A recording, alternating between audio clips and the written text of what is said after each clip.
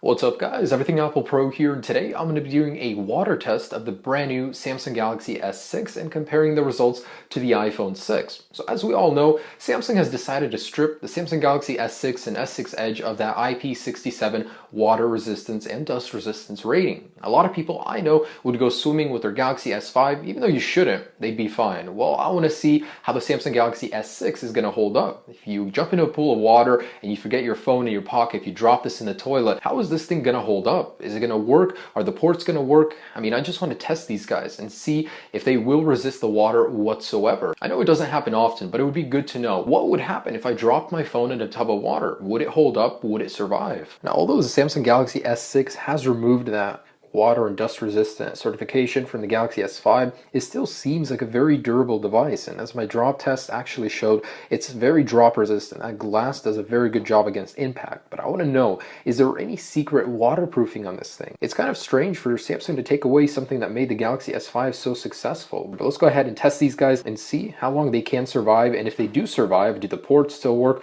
Is it really going to hold up? Just going to fill these guys to cover the iPhone, and here's your batch of poison Galaxy S6. Alright, so I'm going to set these guys right here. I'm going to put a stopwatch in the middle because I know one of these devices will stop working. So here we go. So looks like both devices are working good. I don't really see any bubbles entering the phones. Both of these devices are submerged completely, yet still functional. About 30-second mark. So let's just keep these in here and see how they do. Now, I personally have never intentionally dropped a phone in the water. I've always been very careful with my products. All right, so both devices are still functional. At this point, it's about 2.5 minutes in, and I am surprised. Overall, doing great. Surprisingly, both are holding up quite well. Already at the 3-minute, 30-second mark. I didn't expect them to last this long. So let's go ahead and see how this keeps on going. Now, the important thing is, yeah, the phone will survive, but what dies? A lot of the features start dying as soon as the phone dies. At the end, I'm going to try and revive these guys. If they do turn off, I'm going to try and revive them, see if anything did survive, if the headphone jack works, the USB charging port works, if the speakers work. I know a lot of things stop working after the device actually gets submerged, but we're approaching the 5-minute mark. Still going strong, surprisingly. Alright, so 5 minutes have passed. These devices are both surviving, doing real well. My predictions are 10 minutes. There's no way these can last longer than 10 minutes. Alright, so 7 minutes have passed. Still working, still functional. I'm going to go ahead and take them out at the 10-minute mark and see what's left and what's working. 8 minutes and still going strong. Holy crap. It's pretty impressive for both of these. So 9 minutes coming up on 10. What did they do to these guys? How are these secretly waterproof? So at 10 minutes, I'm going to go ahead and take them out and test what features are working, what features are not working. I'm going to try and dry them out as best as possible and see after a 10-minute dunk, would your phone survive? And so far, I'm thinking good things for both of these. Both are doing great, even submerged in water for almost 10 minutes. So this guy keeps timing out, but let me get my towel ready. So as soon as these guys hit 10 minutes, I'm gonna go ahead and dry them off and see what's working and what is not. All right, and we have hit the 10-minute mark. Let's go ahead and take these guys out of here. So far working. I'm gonna put these right here. I'm gonna stop that for now. And let's go ahead and dry these guys off. So as you guys can see, the display still works at the moment. There's a lot of water on it. But although the display is working, I want to see if other features work as well. So looks like the iPhone is still good. Still works. I'm shocked, guys. That's crazy. So let's go ahead and test the charging port. Although the display seems to be functional, working, it's accurate too. It's not clicking random things. I don't actually see any moisture in the camera. Actually, there is a little bit in there. Let's try the cameras. So rear one works. Not a lot of moisture in there. All right, looks like front camera is working as well. Cool. All right, looks like the rear camera is working. Let's try the front. Wow, both of them do work. Not a lot of moisture in either one of them. Surprisingly, after taking out dunk in the water, still work. Now let's go ahead and try those charging ports and the speakers. I know you should, after dunking your phone in water, do not charge them. All the water inside could short some fuses out. Okay, charges. Battery is at 100%, but looks like it is charging. Cool, so that guy still works, and I can already hear the speaker is working well. I can see that it is charging, so looks like the iPhone is working too. Now let's go ahead and test the sound. Now, I cannot hear anything from the iPhone.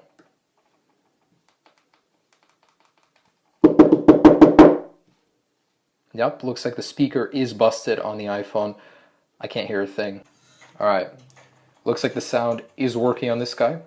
So far, Samsung Galaxy S6 is ahead in terms of sound. The sound works, does not work on the iPhone 6, unfortunately. I cannot get any sound to play, cannot hear anything from this. So it looks good so far. Let's go ahead and see how far these guys can go, how far they can really be in the water before completely dying. And surprisingly, after 10 minutes, both do work for the most part. I'm sure if you put the iPhone in rice, you could get some functionality from the speaker, but it is busted for now. All right, so let's go ahead and continue this test. Okay, so as soon as I just said that, jinxed myself, the Galaxy S6 has seems to have passed away. It keeps rebooting itself randomly. A lot of water has got in through the 3.5mm jack. The iPhone, on the other hand, still works. It looks functional, but the Galaxy S6, I can plug it into charge. However, it just keeps restarting itself. I can't get it to boot. I'm going to try and power this guy on. It looks to be booting, but it does restart randomly. Let's go ahead and see how it holds up.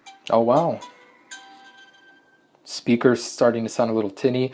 Let's go ahead and see if we can continue this test. Ooh, yeah, startup failed. That's no good.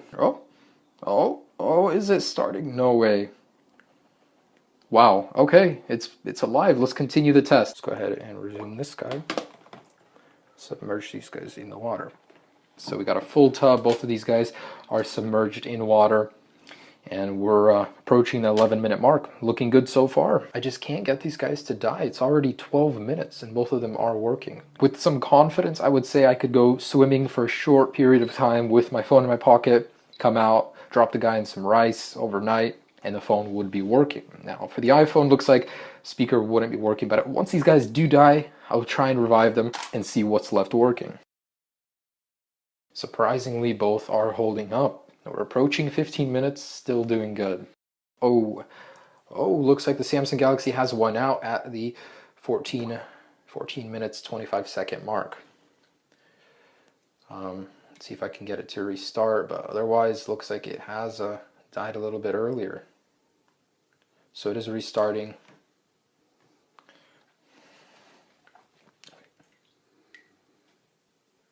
Looks like it's still working, so we can go ahead and keep that going for it. iPhone is still working as well. All right, so 15 minutes. Samsung Galaxy S6 is probably about 30 seconds behind, but Surprisingly, both are still working. I don't know what it's going to take to kill this guy. It's going to keep going. So the Samsung Galaxy S6 is certainly freaking out. There it goes again. It just has turned off. Yeah, it looks like the Galaxy S6, I think, could be dead finally. Looks like it is dead. So about 17 minutes, Samsung Galaxy S6 has finally had enough. iPhone 6 still going strong. I cannot get this thing to boot up. Usually it would. All right, looks like the Samsung Galaxy S6 has had enough. I will go ahead and try and revive this thing, and if it does work, we'll see what works on it. But let's go ahead and see how long the iPhone 6 can still last in the water. And I don't know why this thing is working so well. I mean, it's completely submerged. It still works. Stubborn little iPhone, just give up already. All right, so while that guy's still going, just want to wipe this guy off, see if there's any way I could get it to turn on. Maybe try and get some water out of this thing. Oh man, a whole bunch is coming out. Oh, display is still working. Wow. Let's try and power it on. Stopped working for a little bit, yet here we are. Just shook out some water, and this thing, like a pro, keeps on going. Wow. Or not. You just turn it off. Let's see if it second time's a charm. Nope. So I'm sure if I dried this thing off, it would still work, but that's impressive. Such results. Lasted 17 minutes without turning off, but it still appears to be working. So iPhone is still going strong at 20 minutes. Over here, this thing just doesn't want to give up. It keeps going and going and going. Wow. So display still works. After 22 minutes submerged in water, this thing is still working. I can't believe this. Holy crap. Who knew it could survive for so long underwater? And here I've got a 3.5mm jack. Just want to go ahead and see if this thing still works. Wow, I'm listening to music when my iPhone is submerged. Cool. Still works, surprisingly. The charging port still works. The 3.5mm jack still works. So we're at 25 minutes. The iPhone just refuses to give up. I don't even know what to do. I cannot kill this thing in water. I'm trying to get as much water into it as possible, but it's still working. All of the jacks still work. So I'm going to give up at 30 minutes. If that doesn't kill it, go on to my next test and destroy it in other means. All right, so we're removing the iPhone 6 because I don't want to wait for it all day, but it is working. So here we go, guys. The Galaxy S6, although it has restarted, it still works. It was in some sort of download mode. I don't know why I did that. It restarted. Power button is not working. The speaker works. The 3.5mm headphone jack works. Both of them can be charged. The iPhone speaker does not work. Both displays are a little bit erratic. So the Samsung Galaxy S6 survived about 17 minutes and in the end still survived, was rebootable. The iPhone 6, 30 minutes, has nothing on it, still works.